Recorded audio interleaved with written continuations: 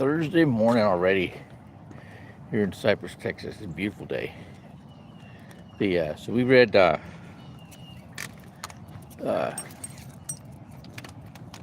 2 Timothy chapter 1, and he's writing a letter to Timothy, telling him how he misses him and and all this. And he says,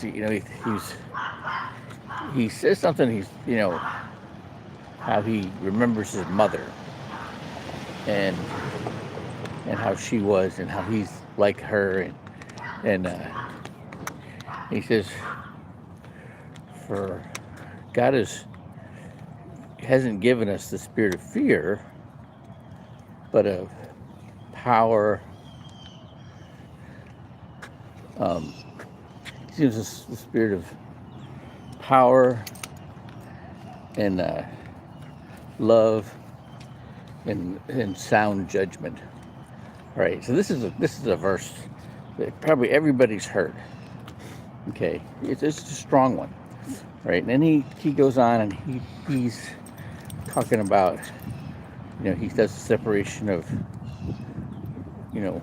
we're evaluated by our faith, not by our works, and and this is one of the areas where Paul gets criticized, right? This is one of the areas where he gets, that he's big on the faith. He's big on, uh,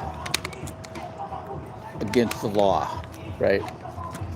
And not against the law, and I know what he's talking about. He's talking about the letter of the law. He's talking about the Greek translation, basically, and he wants to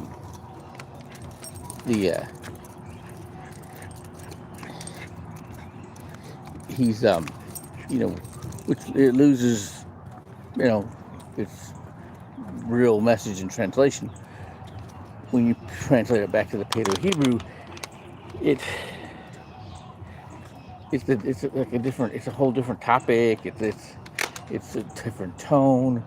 Again, and you've heard me say this. It's you look at it and God's like, God wants to, telling us He wants to be with us, and He wants us to be with Him, and He wants to care for us and teach us and lead us and protect us. He wants to show us the door and carry us through the door.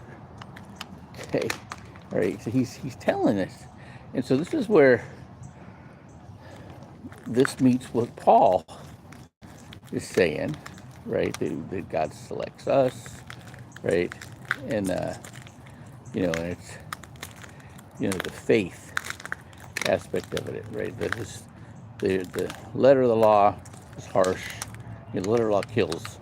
The spirit of the law gives life, and people miss that part of it. He's not saying that we totally abolish the law. We have to interpret it right. We have to read it the way it was intended. Okay, and that's what he's really talking about. Okay, and so he makes a distinction there, and he always does.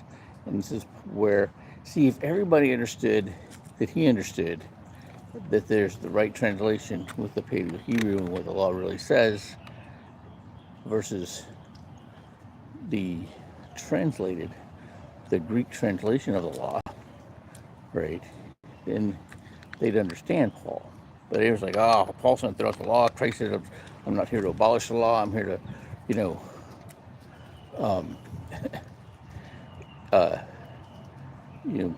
preserve the law, every jot and tittle. Okay, jots and tittles are the pictorial writing of the Paleo Hebrew. Okay, that's what they're talking about. Yeah, I used to box. Used to. I'm almost 63 now. That's right. Fulfilled the law. Right. So, oh yeah, and they're talking about this one guy. These guys' names are just like Ursulus or whatever. You know, these three guys he's talking about that were with him in Ephesus. Ephesus, the Ephesians were a warrior class. They were tough to deal with, man. They were, you know, and they'd gone through some hard times, and you know they wanted to go back to the pagan worship, and yeah, it was tough there, and he got them in line. But the way he did it was he appealed to their ego. Isn't that something? Right? Have a great day.